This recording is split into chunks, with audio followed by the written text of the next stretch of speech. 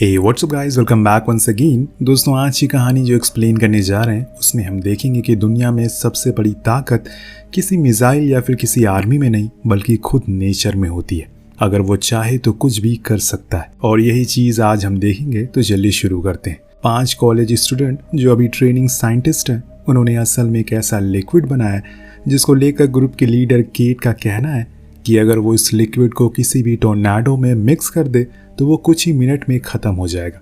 लेकिन इसे जब तक टेस्ट नहीं करेंगे तब तक किसी को यकीन कैसे हो। इसीलिए ये लोग आज एक टाउन में आए हैं जहाँ के लोगों को पहले ही इवैक्यूएट कर दिया गया है। लेकिन ये लोग आज उस टोर्नाडो के करीब जाने वाले हैं, पर इनके टीम मेंबर हावी दूर ही होगा और मशीन को कंट्रोल करेगा।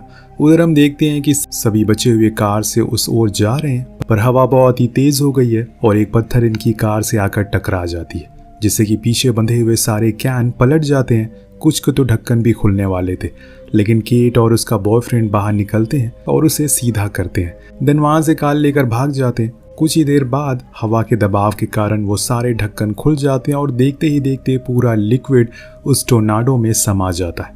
उसके कुछ ही देर बाद हावी भी इस सिस्टम में देखता है, जिससे कि उन्हें डेटा मिलना शुरू हो जाता है। लेकिन विंड स्पीड बहुत ज़्यादा है। ऐसा टोर्नाडो आज से पहले उन्होंने कभी नहीं देखा, क्योंकि ये EF5 टोर्नाडो है, सबसे ज़्यादा खतरनाक। और अब इसका असर भी दिखना शुरू हो जाता है और ऐसे में उन्हें कई गैलन लिक्विड चाहिए होंगे। इतने में कुछ नहीं होगा। इसके बाद वो उन्हें वार्न भी करते हैं कि किसी भी समय वो तुम्हारी ओर आ सकता है, इसलिए तुरंत ही वहाँ से बाहर आ जाओ। अब गेबी, केट का बॉयफ्रेंड, कार को पूरी स्पीड में भगाना शुरू करते हैं। लेकिन नेचर से कोई जीत सकता है क्या? एक जगह पर जाकर इनकी कार ठुक जाती है और इसीलिए इन सभी को बाहर आना पड़ता है और अब ये भागना शुरू करते हैं। केट को पास में ही एक ब्रिज दिखता है जिसके नीचे ये सब छुपने की कोशिश करते हैं, पर इसमें इनका दोस्त प्रवीण उड़ जाता है। क्लेयर भी उस ओर जाने वाली होती है कि गैबी उसे पकड़ लेता है, पर 200 मील की रफ्तार की तूफान से बचना नामुमकिन है। कुछ ही देर के अंदर उस तूफान की स्पीड और तेज हो जाती है, जिसके चलते पहले क्लार्क और फिर गैबी दोनों का ही हाथ छूट जाता है और वो उस तूफान में कहीं खो जाते हैं। अब बचती है तो केट, पर उसने ग्रिल को पूरी जान से पकड़ रखा था, इसीलिए वो बच जाती है। जब कुछ देर बाद तूफान शांत होता है तो वो बाहर आती है, लेकिन अब देर हो गई है, क्योंकि उसके जितने भी दोस्त थे सब मारे गए। बस वही अकेले बची रह गई। हम उस जगह को भी देख पाते हैं जो पूरी तरह से बर्बाद हो गई है। यहाँ से सीन शिफ्ट होता है 5 साल बाद। उस हादसे को बीते हुए काफ़ी समय हो गया। केट ने अब उस काम को भी छोड़ दिया है, पर कुछ ही दिन बाद उसके पास हावी आता है, जिसको देखकर वो बहुत ज़्यादा खुश होती है, क्योंकि वो उसे पूरे 5 साल बाद मिल रही है। दोनों साथ में बैठते हैं, जिस दौरान हावी उसे काफ़ी बातें बताता है, कैसे वो कुछ दिन पहले तक आर्मी में काम किया करता था। वहाँ उसने एक मशीन देखी जिसकी इमेजेस वो केट को दिखाते हुए कहता है कि मुझे तुम्हारी मदद चाहिए। वो पूछती है कि कैसी मदद। देन हावी बताता है कि हम ये मशीन आर्मी से ले सकते हैं और फिर इसको किसी भी तूफान में चारों ओर लगाकर और फिर इसको किसी भी तूफान पता लगा सकते हैं कि वो तूफान कितना पावरफुल है और उसके अंदर क्या है और वो कितनी देर तक रहेगा। ये मशीन पूरे टोर्नाडो को स्कैन कर सकती है। ऐसा करके हम बहुत सारे लोगों की जान बचा सकते हैं। लेकिन केट तुरंत ही ना कह देती है, क्योंकि वो नहीं चाहती कि अब उसकी वजह से किसी और की जान जाए। लेकिन हावी कहता है कि मुझे बस तुम्हारा 1 हफ्ता चाहिए, बस मेरे साथ चलो, सब कुछ रेडी है। लेकिन केट फिर भी मना कर देती है। तो आखिर वो अपने दोस्तों की बातें करता है और कहता है कि हमें उनकी कुर्बानी को ज़ाया नहीं करना चाहिए। हम उन्हें तो नहीं बचा सके, लेकिन उनके जैसे हज़ारों और लोगों को बचा सकते हैं इस टेक्निक से। कुछ देर सोचने के बाद वो फाइनली हाँ कर देती है, जिसके बाद वो उसे लेकर साइट पर जाता है, जहाँ से पहले से हावी की टीम मौजूद थी, जिनके सामने वो कहता है कि देखिए, अब हमारे पास सब कुछ अवेलेबल है। इस लड़की की आंखें चील से भी तेज़ है, इसीलिए समय बहुत कम है, सब अपने अपने काम पर लग जाओ। इस दौरान वहाँ पर एक कार आकर रुकती है, जिसमें से बाहर आता है टेलर नाम का मशहूर यूट्यूबर, जो कि ऐसे ही तूफानों के बीच जाकर वीडियोस को शूट और अपलोड करता है। इसके कारण उसकी अच्छी फ़ैन फॉलोइंग है और आज उसे भी पता लगा है कि पास में ही 2 तूफान आने वाले, इसीलिए वो पूरा रेडी होकर आया है। अब केट दूर जाकर चेक करने लगती है कि वो किस वाले तूफान को टारगेट करेगी। अपने तरकीबों से उसे अंदाज़ा हो जाता है कि उसे वेस्ट की ओर जाना चाहिए, इसीलिए ये लोग उस ओर निकल जाते हैं। लेकिन कुछ ही देर बाद इनकी कार के सामने टेलर की कार आ जाती, जिसे देखकर ये सभी हैरान थे कि यहाँ पर कैसे आ गया। खैर वो तो अपनी वीडियोस को शूट करना शुरू कर देता और यहाँ ये लोग अपनी मशीन को लगाने के लिए तैयार थे। पर जैसे ही केट अपनी मशीन को ऑन करती है वो टोर्नाडो उससे थोड़ी दूरी से होकर गुजर जाता है, जिससे कि इनके हाथ से यह मौका निकल जाता है। पर वहीं टेलर उस तूफान के अंदर अपनी कार को लेकर घुस जाता है और कुछ पटाखे छोड़ने लगता है, जिससे कि उनके वीडियोस और भी डेयरिंग बनती है और सक्सेसफुल भी होती है, जो देखकर केट भी हैरान थी कि आखिर ये बंदा क्या चीज़ है। अब रात में केट टेलर की टीम के पास जाकर और पूछती है कि क्या तुम लोगों किसी तरह की कोई स्टडी करते हो इन तूफानों में जाने से पहले। तो एक बंदा बताता है कि हम ऐसा कुछ नहीं करते, लेकिन टेलर को थोड़ी जानकारी है इन तूफानों को लेकर, इसीलिए वो जो कहता है वो हम वही करते हैं। तभी टेलर केट को एक जगह के बारे में बताता है जहाँ पर एक साथ कई तूफान आने वाले, लेकिन केट उसकी बातों को इग्नोर करके वहाँ से चली जाती है और अपने रूम में आ जाती है। अब सुबह होने पर वो हैवी के पास जाती है, जो कि कुछ लोगों के साथ मीटिंग कर रहा था। शायद वो किसी प्रकार के इन्वेस्टर लग रहे थे, जिसके लिए वो केट को थोड़ी देर बाहर इंतज़ार करने को कहता है। वो बाहर आ जाती है, जहाँ पर खड़े हुए उसे एहसास होता है कि कुछ ही दूरी पर एक बहुत बड़ा तूफान आने वाला है, जिसके बारे में वो अपनी टीम को बताती है। अब वो सभी निकल जाते। बीच रास्ते में केट और टेलर हमें बताने की कोशिश करते हैं कि आखिर टोर्नाडो कैसे बनते हैं। जब आसमान में गर्म हवा और नमी बादल से टकराती है तो आसमान में धमाके होते हैं और तूफान आता है और वो तेज़ रफ्तार वाली हवा गोल गोल घूमने लगती है।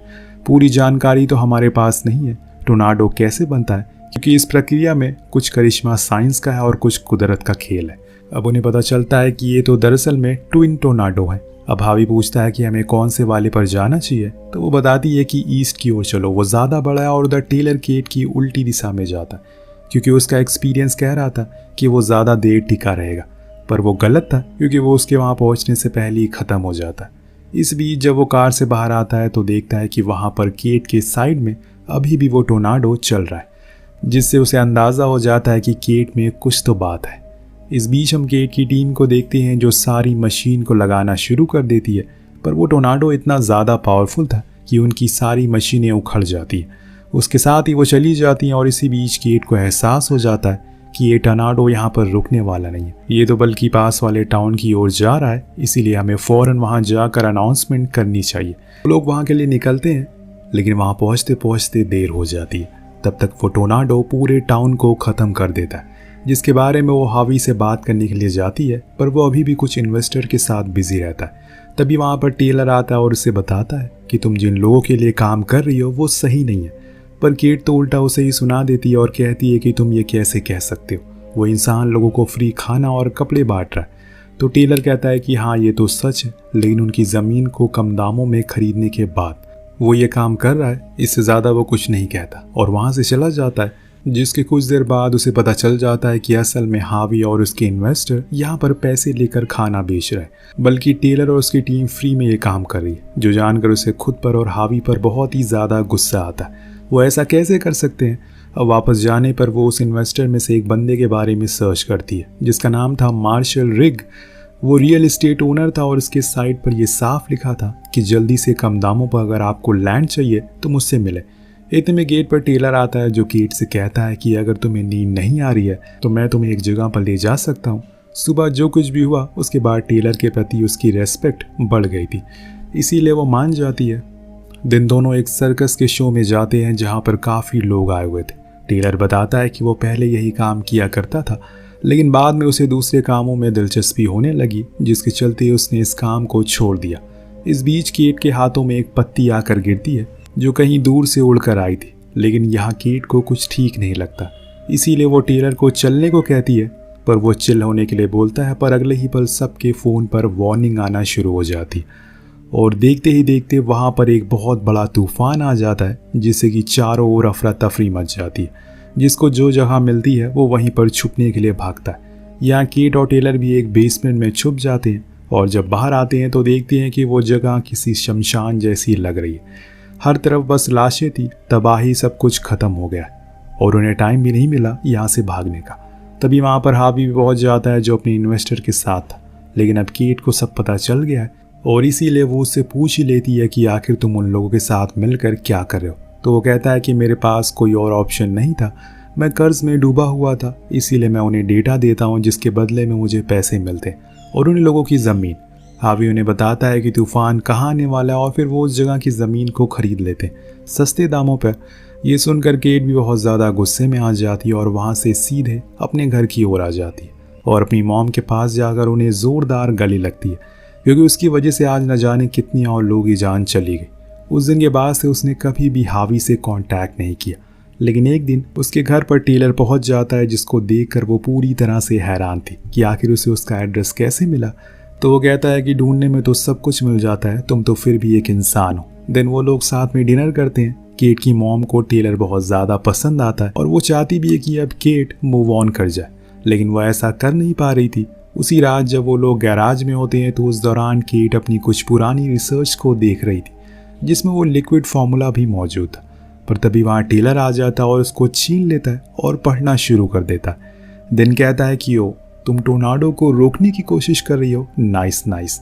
पर इस दौरान केट इमोशनल हो जाती है और उस दिन को याद करके रोने लगती है। उसका कहना था कि उसने इन तूफानों को रोकते हुए अपने दोस्तों को खो दिया, अपने बॉयफ्रेंड को खो दिया और अब उसके पास उसकी माँ वो कुछ और खोने की ताकत नहीं रखती। तब टेलर उसके मॉडल को पढ़ता है और बताता है कि तुम्हारे मॉडल में गलतियाँ हैं, अगर तुम्हें सही चीज़ें यूज़ करी होती तो सब कुछ सही होता। पर फिक्र मत करो, इस बारी हम ये साथ में करेंगे। लेकिन केट मना करती है क्योंकि वो टेलर की जान खतरे में नहीं डाल सकती। तो टेलर कहता है कि मैं ये काम रोज़ करना चाहता हूँ क्योंकि इसी वजह से मैं फेमस हूँ। अब सुनो मेरी बात, इस बारी तुम ज़्यादा मात्रा में पॉलीमर लिक्विड लेकर जाना। पिछली बार तुमने गलती कर दी ये नापने में कि वो टोर्नाडो कितना बड़ा है। जितना बड़ा तूफान होगा उतना ही ज़्यादा पॉलीमर चाहिए हम लोगों को। वो ये भी बताता है कि टोर्नाडो हवा की नमी से बनता है। जब हवा तेज़ होती है तो ये विशाल रूप ले लेता है, लेकिन अगर हम इनके बीच में पॉलीमर को रिलीज़ कर दें तो वो उस नमी को ख़त्म कर देगा, जिससे टोर्नाडो भी शांत हो जाएगा। उसका ये आइडिया केट को पसंद आता है, इसीलिए वो लोग अगले दिन निकल जाते हैं और वहाँ पहुँचते हैं जहाँ पर तूफान आने वाला है। वहाँ पहुँचकर ये पॉलीमर के ढक्कन को खोल देते हैं और दूर आकर खड़े हो जाते, ये देखने के लिए क्या ये काम करेगा। पर दोस्तों आज भी केट के हाथ में निराशा ही लगती है। इस बारी भी वो फेल हो गई थी, जिसके कारण वो लोग लौट आते हैं। अब उस दिन केट से मिलने के लिए हावी आता है, जो कि पहले उसे माफ़ी मांगता है और कहता है कि वो कर्ज में डूबा हुआ था, इसीलिए उसे कुछ समझ नहीं आया और अब वो उसका भरोसा फिर से जीतना चाहता है। पर उसके लिए वो क्या करे। तब केट कहती कि जो डेटा तुम उन लोगों को देते हो वो सब मुझे दे दो। हावी थोड़ी देर सोचता है और फिर उसको वो हार्ड डिस्क देकर वहाँ से चला जाता है। अब सिस्टम में लगाकर वो दोनों को पता चल जाता है कि उन्होंने असल में गलती कहाँ पर करी, जिसको ध्यान में रखकर वो दोनों फिर से तैयार होते हैं और अगले दिन केट निकल जाती है। लेकिन जाने से पहले वो अपनी माँ से मिलती है और उन्हें प्रॉमिस करती है कि वो इस बारी फेल नहीं होगी। इसके बाद वो टेलर की टीम से भी मिलती है, जो भी काफ़ी अच्छी थी। सभी लोग केट को बहुत इज्जत देते हैं और साथ में काम करने के लिए आगे बढ़ते हैं। उन्हें रिपोर्ट मिली है कि इस बारी एक बड़ा टोर्नाडो आने वाला है, इसीलिए इस बारी ये लोग हर बारी से ज़्यादा मात्रा में पॉलीमर लिक्विड ले लेते हैं। पर तभी हम हावी को देखते हैं, जो कि अपने लोगों के साथ उस टोर्नाडो के करीब आ रहा है। पर यहाँ वो टोर्नाडो एक विशाल आग के आकार में बन जाता है, क्योंकि उसकी टक्कर एक ऑयल रिफाइनरी से हो गई थी, जिससे कि उसके अंदर आग और गर्म हवा बाहर आ गई थी, जिसके चलते उसने हावी की कार को भी अपने अंदर ले लिया। पर समय चलते ही वो बच गया। पर हम देखते हैं कि वो तूफान तेजी से पास वाले टाउन में जा रहा है, इसीलिए केट और उसकी टीम के लोग उसकी ओर बढ़ने की कोशिश करते हैं। यहाँ पर हावी भी बोलता है कि हमें वहाँ जाना चाहिए, लेकिन उसकी टीम वाले मना करते हैं क्योंकि उन्हें किसी भी तरह करके डेटा चाहिए। पर हावी को लोगों की जान बचानी है, इसीलिए वो कार को मोड़ देता है। उधर टाउन के लोगों को पता चल गया है कि वो आने वाला है, इसीलिए हर तरफ अफरा तफरी मच जाती। सभी लोग अपनी जान बचाने के लिए भाग रहे थे, जिनकी केट और टेलर भी मदद करते हैं। वो जितना हो सके लोगों को सेफ जगह पर जाने को कहते हैं, लेकिन इस पूरे टाउन में एक भी बेसमेंट नहीं है, इसीलिए वो लोगों को थिएटर में जाने को कहते हैं। अब धीरे धीरे करके वो तूफान पास आ रहा है, बड़ी बड़ी चीज़ें उड़ना शुरू हो गई।